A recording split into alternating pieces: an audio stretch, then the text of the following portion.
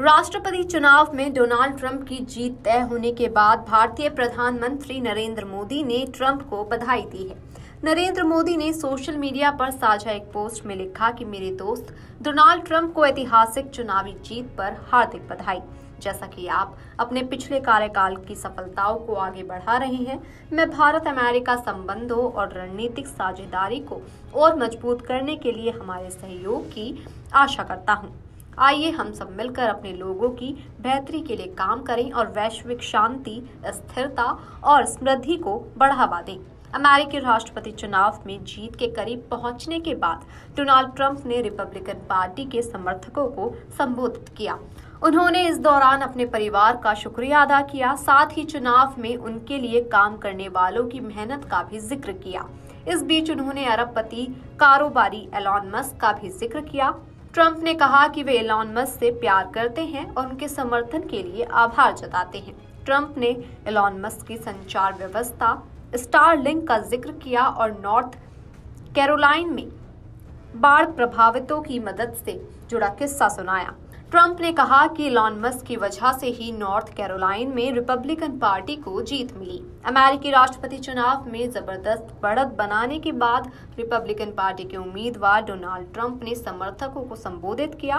Trump ने इस दौरान कहा कि ऐसे जोश और जश्न कभी नहीं देखा। ट्रंप ने कहा कि ये पल शानदार है। साथ ही वह बोले कि मेरी जीत हर अमेरिकी की जीत है। हम अमेरिका को फिर से महान बनाएंगे। सभी स्विंग स्टेट भी हमारे साथ रहे। अब मेरा हर पल अमेरिका के लिए रहेगा। हम मिलकर अमेरिका के भविष्य के लिए काम करेंगे। ये जीत ऐतिहासिक और अविश्वसनीय रही। अमेरिका ने मुझे अभूतपूर्व जनादेश दिया।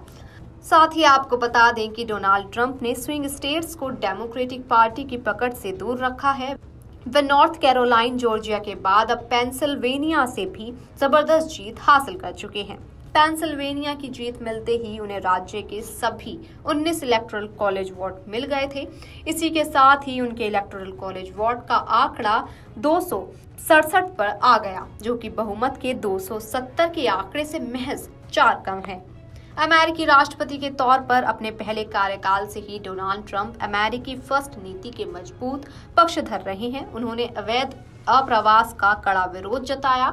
2016 में भी उनके अभियान में इस बात पर जोर दिया गया था कि विदेशी लोग अमेरिकियों से नौकरियां छीन रहे हैं। अपने राष्ट्रपति पद के दौरान ट्रंप ने मैक्सिकन सीमा की दीवार का निर्माण शुरू किया। बिना दस्तावेज वाले अप्रवासियों के निर्वासन में तेजी लड़ाई और कानूनी अप्रवास के लिए सख्त नियम लागू किए, जिससे बाहरी लोगों के लिए देश में प्रवेश करना कठिन हो गया। ट्रंप ने मौजूदा चुनाव में भी इस मामले में सख्त रुख अपनाया है, जिसमें उन्होंने दक्षिणी सीमा संकट को संभालने में बाइडेन प्रशासन की नाकामी को उजागर किया है। ट्रंप ने कमला हैरिस पर भी खुलकर हमला किया। यहां तक कि अवैध प्रवास को लेकर उन्होंने बॉर्डर की स्थिति के लिए सीधे तौर पर हैरिस पर दोष मढ़ दिया। प्रेसिडेंशियल डिबेट के दौरान ट्रंप ने इसे लेकर एक झूठी कहानी भी फैलाई थी। उन्होंने दावा किया था कि ओहायो में अवैध अप्रवासी पालतू जानवरों को खा रहे हैं और स्थानीय लोगों पर हमला कर रहे हैं। राष्ट्रपति जो बाइडेन का कार्यकाल एक तरह से काफी विवादित भी माना जाता है। उनके कार्यकाल के 1 साल बाद ही रूस ने यूक्रेन पर आक्रमण कर दिया। वहीं पिछले साल अक्टूबर में हमास के हमले के जवाब में इजराइल ने जो तबाही मचाई, अब वह गाजा से निकलकर लेबनान तक पहुंच चुकी है। Video desk Amar Ujala dot com. अगर आप ये वीडियो YouTube पर देख रहे हैं तो हमारे चैनल को सब्सक्राइब कर बेल आइकन दबाएं, और Facebook पर देख रहे हैं तो हमारे पेज को लाइक करें।